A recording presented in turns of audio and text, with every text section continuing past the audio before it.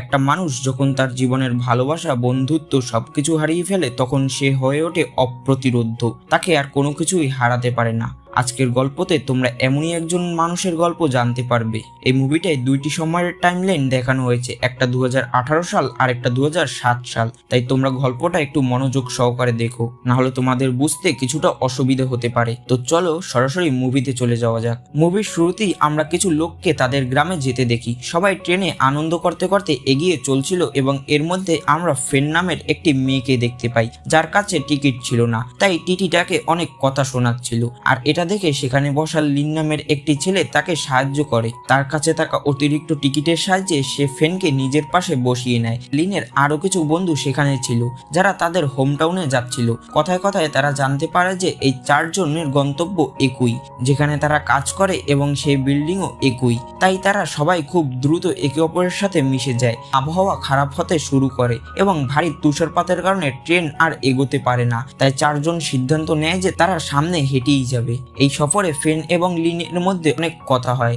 Lin তাকে বলে যে সে একজন গেমার এবং এই মুহূর্তে সে একটি গেম তৈরি করছে যা শীঘ্রই সে কোনো বড় কোম্পানির কাছে বিক্রি করে দেবে। ফেন তাকে বলে যে সে একজন সেলস গার্ল। এখান থেকে গল্পটি শিফট হয় 2018 সালে, যেখানে আমরা দুজনকে একটি প্লেনে দেখি, যার বিজনেস ক্লাসে লিন বসেছিল এবং ইকোনমিতে ফেন। দুজনে একে অপরকে দেখে হাসে, কিন্তু তখনই ঘোষণা করা হয় যে ভারী তুষারপাতের কারণে প্লেন টেক অফ করতে কিছুটা দেরি হবে। যখন তারা প্রথমবার মিলিত হয়েছিল তখনও এমন কিছুই ঘটেছিল।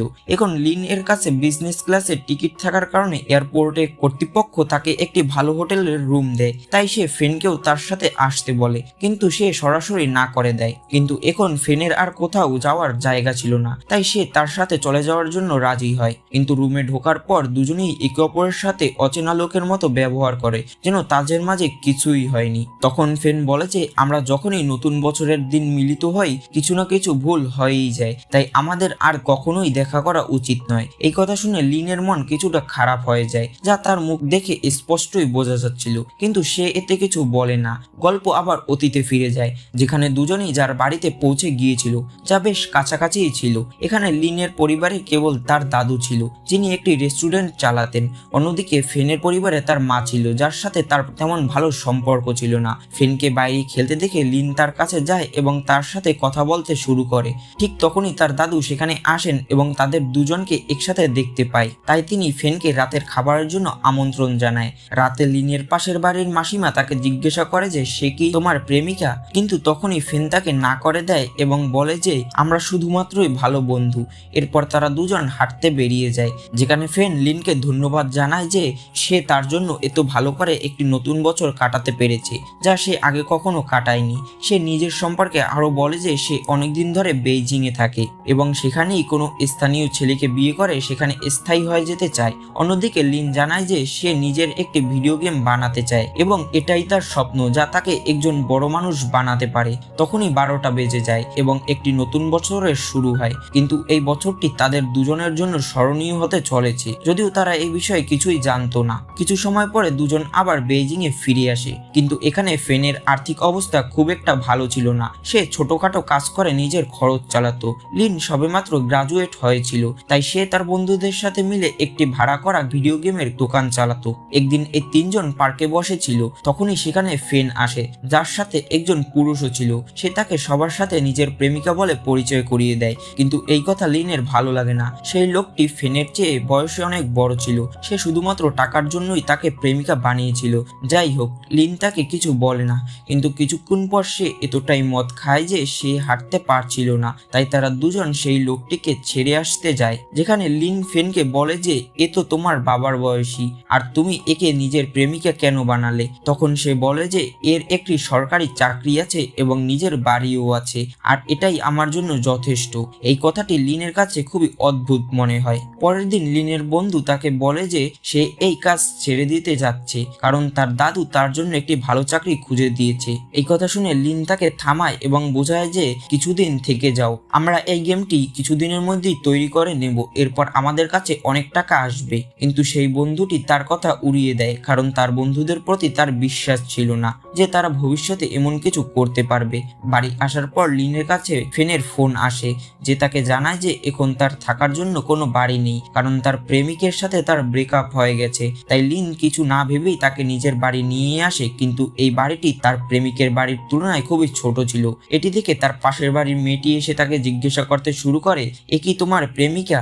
তখন ফেন রেগে বলে দেয় যে হ্যাঁ, এ আমার প্রেমিকা। এরপর দুজন খুব কথা বলে। পরের দিন তার দোকানে একজন লোক আসে, কিন্তু সে যে ভিডিও গেমটি খুঁজছিল তা তাদের কাছে ছিল না। তাই তার বন্ধু তাকে অন্য গেম দিতে শুরু করে, কিন্তু লিন তাকে মানা করে এবং সেই লোকটিকে ফেনের দোকানে যেতে বলে। এই কথায় তার বন্ধু রেগে যায় এবং সেও তাকে বলে দেয় যে এখন থেকে সে আর তার সাথে কাজ করবে না।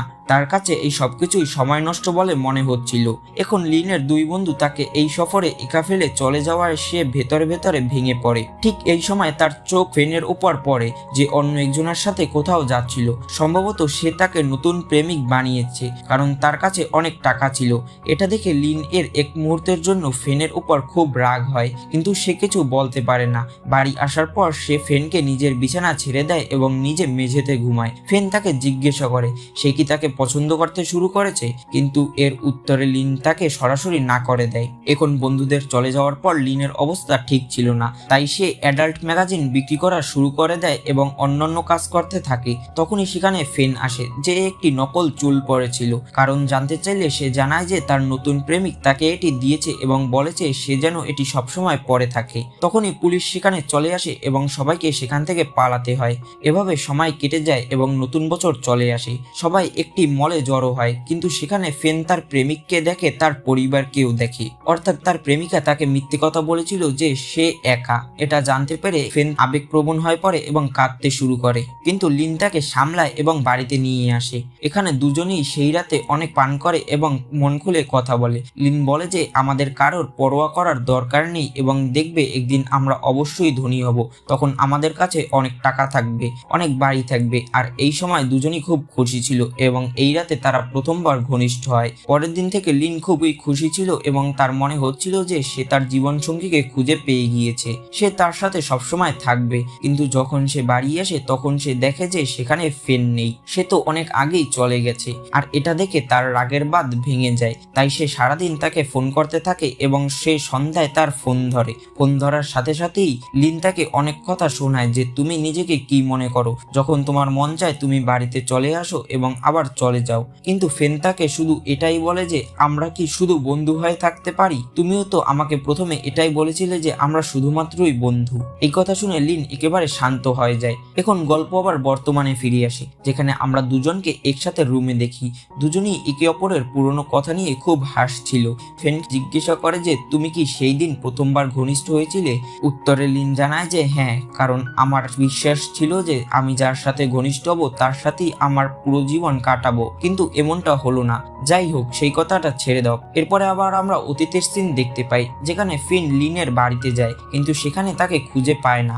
আশেপাশের লোকদের জিজ্ঞাসা করলে জানতে পারে যে সে অ্যাডাল্ট ফিল্ম বিক্রি করার কারণে জেলে গেছে। তাই সে তার হোম টাউনে ফিরে চলে যায়, যেখানে লিনের দাদুর সাথে তার দেখা হয় এবং তিনি তাকে লিনের সম্পর্কে জিজ্ঞাসা করেন। তখন সে বলে যে তার বস তাকে ছুটি দেয়নি, তাই সে এখানে আসতে পারেনি। এখানে সে তাকে জেলে যাওয়ার কথা কিছুই বলে না, কারণ তিনি আগে থেকেই খুব চিন্তিত ছিলেন এবং তার কথাগুলো জানলে তিনি আরো চিন্তিত হয়ে যেতেন। এই সব দেখে ফেন অনুভব করে যে তার লিনকে একা ফেলে আসা উচিত হয়নি। কিছুদিন পরে যখন লিন জেল থেকে বেরিয়ে আসে তখন ফেন তার সাথে দেখা করতে যায়। প্রথমে সে তার উপর রাগ করে, কিন্তু তারপর ফেনের বোঝানোতে সে মেনে নেয় এবং দুজন দুজনকে চুম্বন করে। এখান থেকে ফেন তাকে বলে দেয় যে সেও তাকে ভালোবাসে, যার পর দুজন একে অপরের সাথে থাকতে শুরু করে। একদিন ফেন তাকে জিজ্ঞাসা করে এমন হতে পারে না যে আমাদের কাছে অনেক টাকা থাকুক কিন্তু তার জন্য আমাদের কষ্ট করতে হবে না? এর উত্তরে লিন বলে যে যদি এমন টাকা আমাদের কাছে আসে তবে আমরা তার মূল্য বুঝতে পারবো না।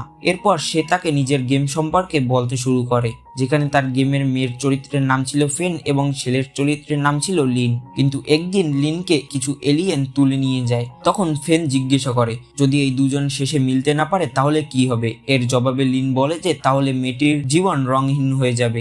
গল্প বর্তমানে আসে, যেখানে আমরা জানতে পারি যে লিনের বিয়ে হয়ে গেছে এবং তার ছেলে তাকে ভিডিও কল করে যাতে সে তাকে তার রুম দেখাতে পারে। তখন ফেন রুম থেকে বাইরে চলে যায়। লিন কল শেষ হওয়ার পর দেখে যে ফেন একা বাইরে দাঁড়িয়ে আসে। সে তার কাছে যায় এবং দুজনে একসাথে হাঁটতে যায়।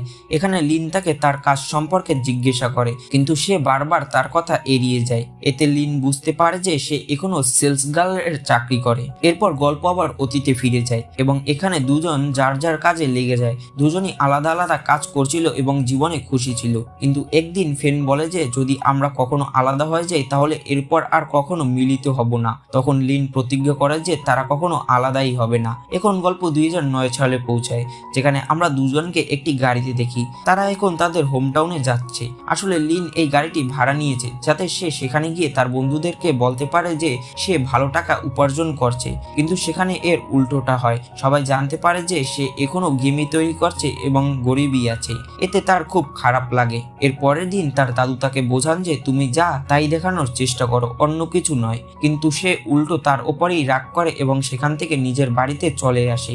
এখন রাস্তায় ফেন তাকে বোঝায় যে জীবনে বেশি টাকা উপার্জন করাই সবকিছু নয়। কিন্তু সে এই কথাটিকে ভুলভাবে নেয় এবং তার উপর চিৎকার করতে শুরু করে দেয়। এখন দুজন বাড়ি চলে আসে, কিন্তু লিন এখন আর আগের মতো ছিল না। সে পুরোপুরি বদলে গিয়েছে। আসলে তার মনে ভয় ঢুকেছিল যে সে হয়তো এই গেমটি তৈরি করতে পারবে না এবং তার জীবন এই দরিদ্রেই কেটে যাবে। আর এই সব ফেনও দেখছিল। একদিন যখন তারা দুজন একসাথে বসে কিছু খাচ্ছিল তখন লিন পাশের ছেলেদের সাথে ঝগড়ায় জড়িয়ে পড়ে। এরপর ধীরে ধীরে তার বাসার ভাড়াও বাড়তে শুরু করে, যা লিন দিতে পারছিল না। একদিন তার বাড়ির মালিকের ফোন আসে এবং তিনি বাড়িটি খালি করতে বলেন। তখনই তার দাদুর ফোন আসে এবং তিনি তাকে জিজ্ঞাসা করেন যে তুমি কি এইবার নিউ ইয়ারে বাড়ি আসছো না। সে বলে যে এইবার আমি নিউ ইয়ার এই শহরে উদযাপন করব। কিন্তু অন্যদিকে ফেনের হাতে আমরা বাড়ি যাওয়ার টিকিট দেখি। এখন লিনের জীবন পুরোপুরি বদলে গিয়েছিল। সে সারাদিন গেম খেলতে থাকতো এবং তাদের দূরত্বও বাড়তে শুরু করেছে। তাই একদিন ফেন লিনের কাছে গিয়ে বলে যে এখন আমরা কখনো মিলিত হব না।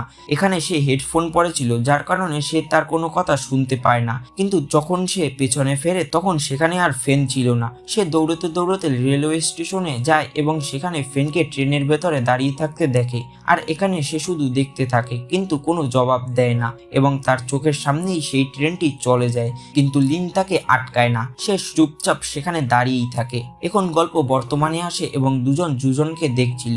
তখন ফেন বলে যে যদি তুমি আমাকে সেদিন থামিয়ে দিতে তবে আমি তোমার সাথে সারা জীবন থাকতাম।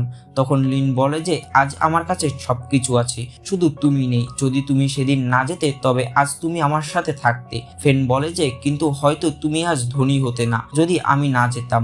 এরপর দুজন হোটেলে চলে আসে। সেখানে লিন একজন পরিচিত ব্যক্তিকে দেখে ফেলে, যার কারণে সে ফেনের হাত ছেড়ে দেয়। এখন এখান থেকে দুজন একটি ভাড়া করা গাড়ি নেয় এবং তাদের পুরনো দিনগুলি স্মরণ করতে করতে বাড়ির জন্য রওনা হয়। কিন্তু এখানে লিন অবশেষে বলে যে সে তাকে খুব মিস করে, আর ফেনও এটাই বলে তুমি আমাকে কেন ছেড়ে দিলে।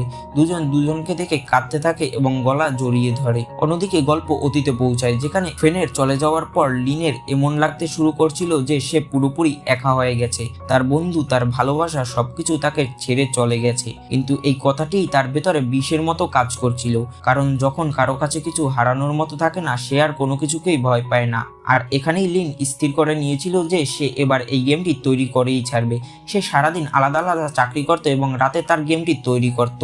এবং একদিন এমন আসে তার গেমটি তৈরি হয়ে যায়, যার পর সে তা ইন্টারনেটে আপলোড করে দেয় এবং ধীরে ধীরে মানুষ তার গেমটি খেলতে শুরু করে। সে বিভিন্ন জায়গার লোকেদের সেই গেমটি খেলতে দেখে এবং একদিন তার ভাগ্য খুলে যায়। তার গেমটি 2 মিলিয়নেরও বেশি লোক ডাউনলোড করে নিয়েছিল। আর এটা দেখে তার চোখে জল চলে আসে যে তার কষ্ট এখন ফল দিচ্ছে। এবং এর কিছুদিন পরেই তার গেমটি একটি বড় কোম্পানি $16 মিলিয়ন কিনে নেয়। সেই টাকা দিয়ে সে নিজের জন্য এবং ফেনের জন্য একটি অ্যাপার্টমেন্ট নেয়। কিন্তু এই বিষয়ে ফেন এর কোনো ধারণা ছিল না যে সে ধনী হয়ে গেছে। একদিন ফিন হঠাৎ তার ইন্টারভিউ দেখে ফেলে এবং তখনই সে জানতে পারে যে সে সফল হয়েছে। তার খুশি দেখে ফেনের চোখে জল চলে আসে। এদিকে লিন যখনই ফেনকে মেসেজ করত সে কখনোই উত্তর দিত না। সে অনেক চেষ্টা করছিল যেন সে তার সাথে কথা বলতে পারে।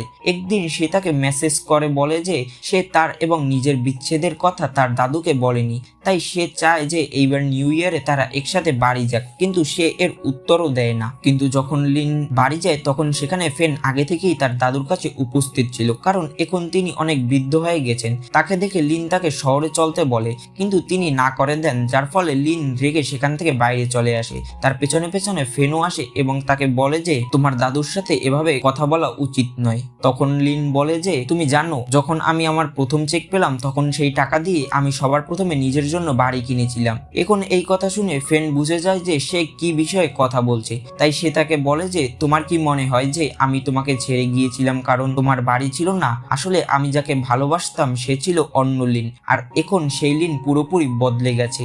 লিন তাকে আরো একবার তার সাথে চলতে বলে, কিন্তু সে এই কথা বলে মানা করে দেয় যে তুমি আমাকে তোমার সংগ্রামের দিনগুলোতেই সাথে রাখোনি, তাহলে এখন ভালো দিনগুলোতে কিভাবে রাখবে? যদি তুমি আমাকে সেই দিন থামিয়ে দিতে তবে আজ হয়তো অন্য রকমের কথা হতো।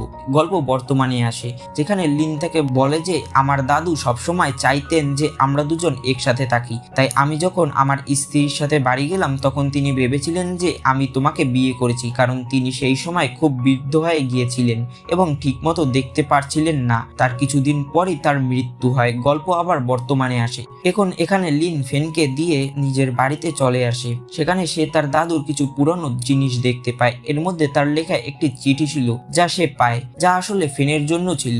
এখন সে তা না পড়েই তার বাড়িতে পার্সেল করে দেয়। যেই চিঠিটি ফেন তার হাতে পাওয়ার পর পড়তে শুরু করে, যেখানে লেখা ছিল, ফেন, আমি এখন বৃদ্ধ হয়ে যাচ্ছি। ধীরে ধীরে করে লোক আমার সাথে দেখা করতে আশা কমিয়ে দিয়েছে। না জানি কেন লোকেদের এমন মনে হয় যে মানুষের অন্য মানুষের প্রয়োজন শুধু যৌবনের সময়ই থাকে। আর আমি গত নিউ ইয়ার একা উদযাপন করলাম, কিন্তু তুমি চিন্তা করো না, আমি তোমাকে সবসময় আমার পরিবারের অংশ মনে করেছি।